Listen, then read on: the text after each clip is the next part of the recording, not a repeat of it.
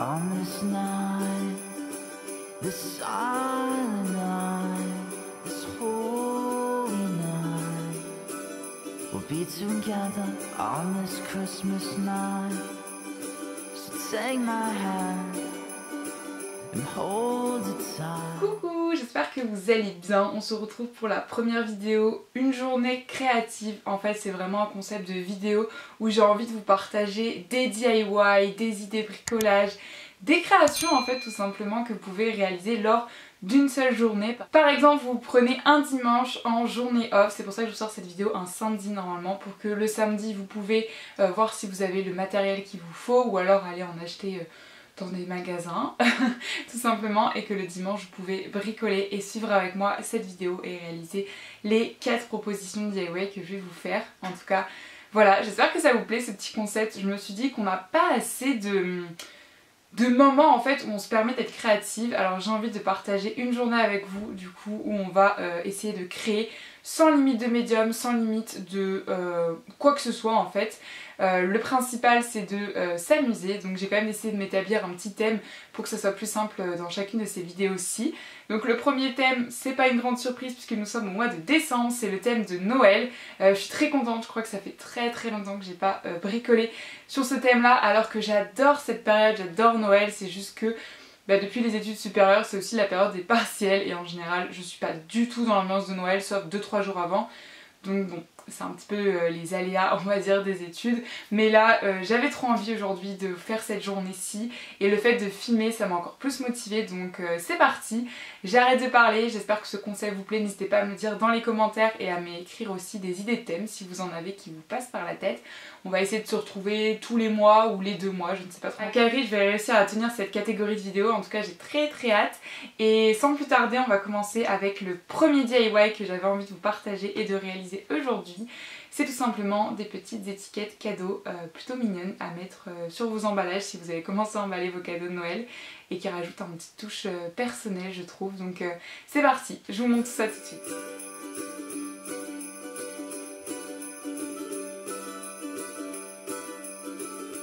Donc pour le matériel de ce premier DIY, vous aurez besoin d'un pinceau, d'une paire de ciseaux, d'une petite machine pour perforer.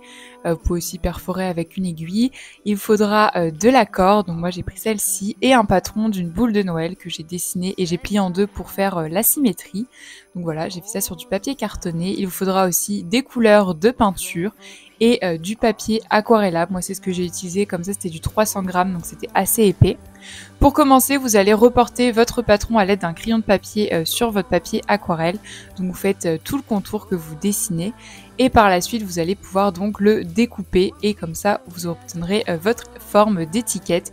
Vous pouvez en faire plusieurs, moi ici je vais vous montrer un exemple, mais bien sûr ça peut être décliné à l'infini. Donc j'utilise des plus petits ciseaux pour la fin, histoire de bien découper les détails. Ensuite, une fois que votre motif est découpé dans le papier, je viens perforer le trou en haut pour pouvoir attacher l'étiquette. Donc moi j'utilise cette petite machine que j'ai achetée chez Frimodo, mais vous pouvez le faire aussi avec une aiguille ou tout simplement avec des ciseaux, ce sera peut-être juste moins propre. C'est vrai que là cette machine c'est bien pratique pour ça. Et ensuite je viens protéger ma table pour éviter de la salir puisque je vais utiliser la peinture et commencer à dessiner mes petits motifs.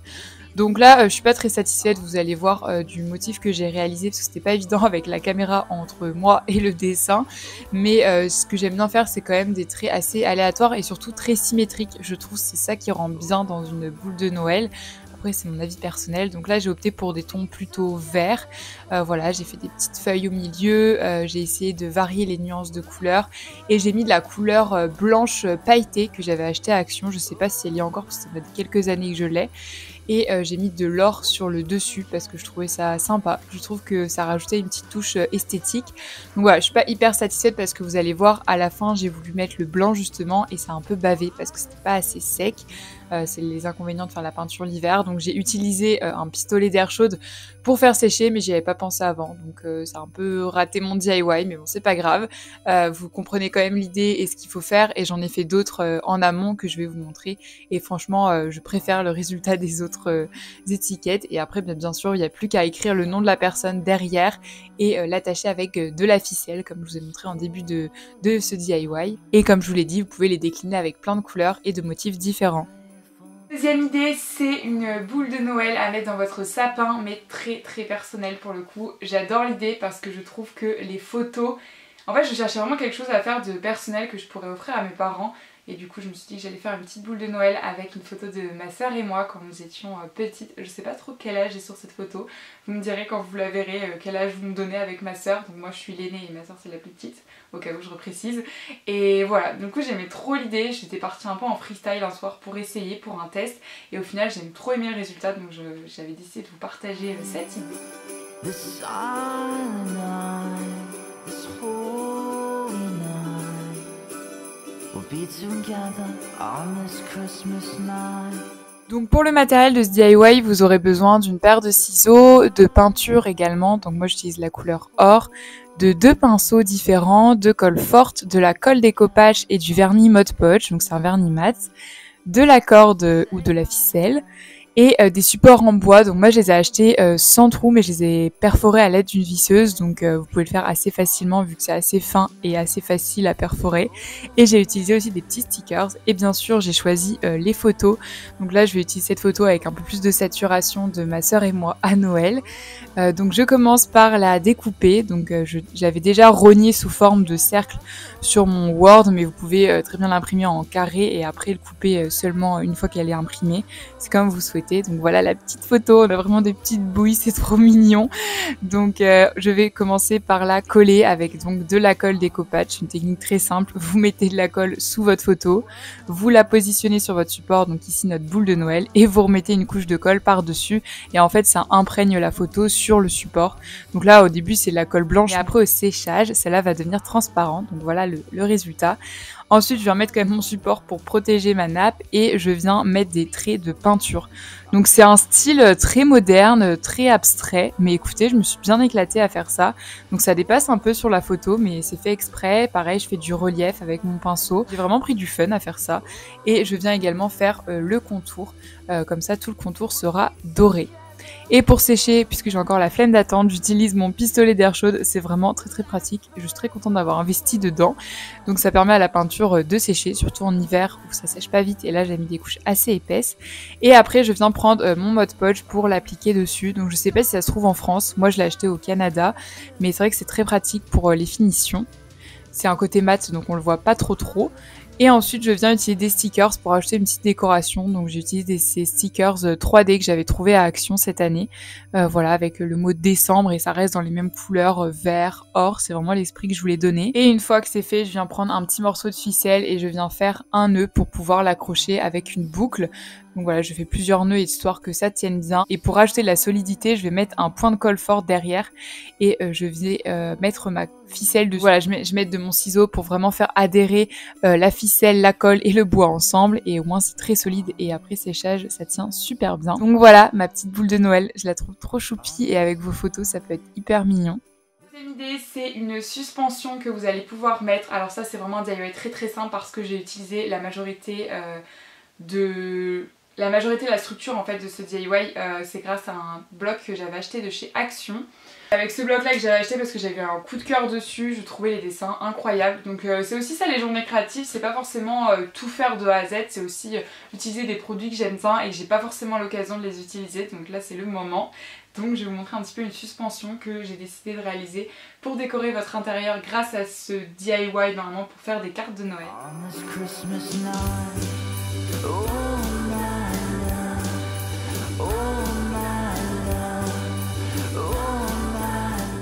Pour ce DIY, il faudra très peu de matériel puisqu'il faudra de la colle forte, de la corde, des petits adhésifs en 3D et ces morceaux de bois, c'est pour faire des finitions dans les travaux. Donc je les avais achetés à Leroy Merlin que j'avais ensuite coupé avec une scie et ce petit carnet de DIY pour former des cartes de chez Action. Donc les illustrations sont tous très belles. Moi j'ai choisi celle-ci, mais en vrai on aurait pu faire ça avec n'importe lesquelles des illustrations parce que je les trouve vraiment très chouettes. Donc je commence par arracher la page qui m'intéresse et ensuite je vais venir décrocher accrocher l'ensemble des éléments. Donc pour faire ça, c'est vraiment très simple puisque c'est fait pour. Ça s'enlève très facilement sans déchirer le papier. Voilà, faut juste prendre son temps. Donc j'enlève tous mes éléments pour les avoir tous devant moi. Et une fois que je retrouve tous mes éléments, je vais pouvoir venir les accrocher avec les petits morceaux adhésifs en 3D. C'est des petites mousses en fait un peu en relief. Donc ça va me permettre de créer du volume sur ma carte. Donc je viens les placer selon le modèle. J'ai pas trop fait dans l'originalité, j'ai vraiment suivi le modèle qui était proposé. Mais vous pouvez faire après un peu comme bon vous semble. Donc voilà, je viens faire ça. Des fois je mets 2 blocs en adhésif 3D pour que ça fasse plus haut et que ça crée encore plus de volume dans ma carte avec un premier, deuxième et troisième plan. Mais voilà, après vous faites comme vous souhaitez. Donc voilà le résultat de ma carte. Je viens ensuite prendre ma corde et je vais l'enrouler autour d'un morceau de bois.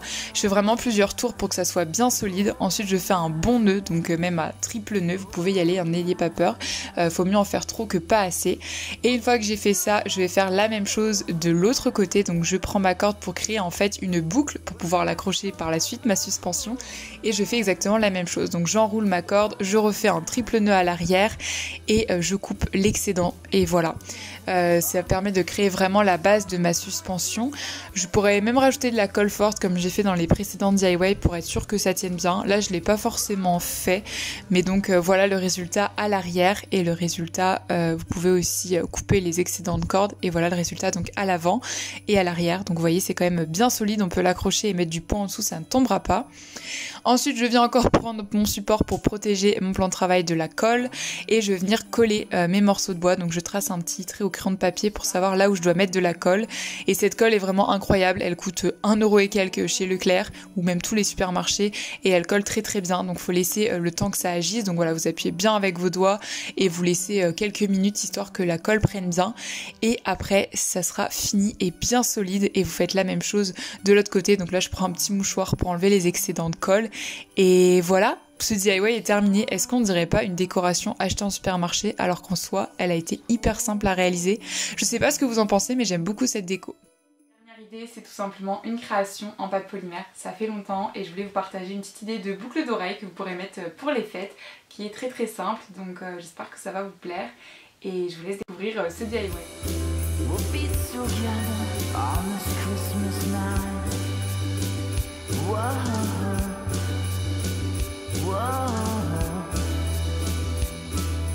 Donc pour le dernier DIY, il faudra de la pâte polymère, donc prenez les couleurs qui vous plaisent, un pochoir, des outils, donc rouleau, lame, scalpel, aiguilles, des paillettes parce que bon, on fait quand même pour Noël et des emporte-pièces. Moi j'utilise ces deux-ci, le orange c'est mon amie Stella qui l'a fait, je vous mettrai le lien de cette boutique en barre d'infos, des perles et des pinces pour le montage ainsi que quelques apprêts, donc des anneaux, des supports de boucles d'oreilles, tout ça dans les couleurs bronze parce que c'est ce que j'avais envie d'utiliser. Je commence par malaxer ma pâte polymère pour qu'elle soit prête à être travaillée. Je l'aplatis assez finement et je viens utiliser mon emporte-pièce biscuit que j'avais acheté au salon de loisirs créatifs il y a quelques années à Paris. Donc voilà, je l'utilise mais vous pouvez aussi utiliser un patron pour le faire vous-même. Donc je commence par emporte-piécer ma pâte, j'enlève l'excédent de pâte et avec ma brosse à dents je viens texturer pour faire l'effet biscuit et je rajoute des pastels secs pour que cela soit un côté plus cuit et que mes biscuits ne soient pas trop blancs en fait. Donc j'en mets un petit peu partout. Voilà, le but c'est pas d'être réaliste, c'est de faire quelque chose de gourmand. Donc voilà mes 2 petits biscuits et j'avais décidé de leur ajouter un petit peu de paillettes, de chic. Donc j'ai trouvé ces petits nœuds dans ma boîte de... En fait c'est pour le nail art normalement, mais du coup je les utilise pour la pâte polymère. Donc je leur ai mis chacun un petit nœud que j'ai accroché avec un bout de pâte écru pour que ça s'accroche sur mon biscuit. Donc voilà, j'utilise mon doodling tool pour faire ça. Donc ça c'est vraiment un détail, vous n'êtes pas obligé, mais voilà le résultat de mes petits biscuits, ils sont trop mignons je trouve. Ensuite je viens prendre 2 bâtons d'esquimaux de part et d'autre et je viens mettre ma pâte rouge que je vais aplatir. Donc j'aplatis tout ça avec mon rouleau pour que ça fasse en fait la même épaisseur de chaque côté. C'est pour ça que j'utilise des bâtons d'esquimaux, c'est une technique très très pratique pour obtenir un résultat uniforme. Une fois que c'est fait, j'utilise l'emporte-pièce que j'ai acheté du coup à mon amie Stella en forme de boule de Noël. Voilà, comme j'ai dit, je mettrai le lien de sa boutique en description. Ça vous permet vraiment d'avoir des formes originales et en plus elle fait tout de chez elle, que ça soit du design, l'impression, etc. Donc allez la soutenir. Et j'enlève du coup l'excédent de pâte. Voilà le résultat. Donc maintenant on va les décorer. Donc pour cela j'utilise un pochoir Vichy que j'ai acheté sur la petite épicerie. J'utilise de la peinture verte. Je suis un peu partie en freestyle, j'aurais peut-être dû faire blanc, mais bon, finalement j'aime quand même le résultat. J'enlève le pochoir, donc là faut vite aller rincer le pochoir, sinon ce dernier ne sera plus utilisable. Je refais un peu quelques finitions au pinceau, vous avez peut-être vu la différence. Et après je viens utiliser mon pistolet d'air chaude pour chauffer la peinture, histoire que quand je continue à travailler la création, eh bien la peinture ne s'enlève pas ou je mets pas mes doigts dessus, etc. Je mets de l'or sur le bout de la boule, donc voilà, avec de la poudre dorée. Et un pinceau. Je mets aussi un clou pour pouvoir l'accrocher. En vrai, vous aurez pu mettre à l'étape d'avant, mais j'avais oublié, donc je le mets que maintenant, voilà, avec ma pince. Donc ça, c'est un peu l'étape délicate. C'est pour ça que j'avais bien fait de cuire la peinture avant. Et maintenant, j'ai positionné mes petits biscuits au milieu que j'ai fait tout à l'heure. Donc pour les qu'ils collent, en fait, j'ai tout simplement utilisé de la Fimo liquide. En fait, c'est de la Fimo mais sous forme liquide, donc ça permet d'adhérer entre deux pâtes, donc c'est ce que j'ai utilisé, ça fait comme de la colle en fait, donc voilà, c'est ce que j'utilise, comme ça permet de bien les positionner, et voilà le résultat. Il vous reste plus qu'à les cuire à 110 degrés pendant 30 minutes au four. Une fois qu'ils sont cuits, personnellement je les ai vernis pour avoir une finition plus brillante, et je les ai montés en paire de boucles d'oreilles.